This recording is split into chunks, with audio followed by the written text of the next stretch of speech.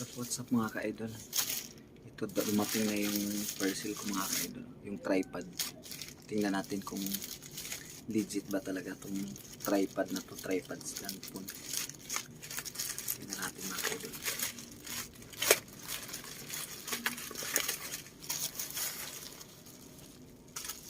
Ito yan mga ka-idol.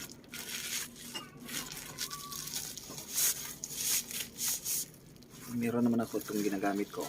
Yan, stand phone. Pero ito yung parang uso ngayon yung tripod. Para nagbablog ka.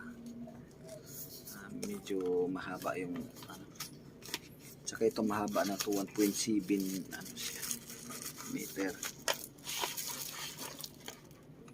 Ay, ito mga ka-idol.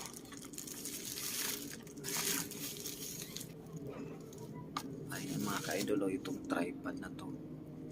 Eh nakita ko kasi sa TikTok at saka sa, pero in order ko to sa Lazada. Sa Lazada ko to in order mga ka-idol.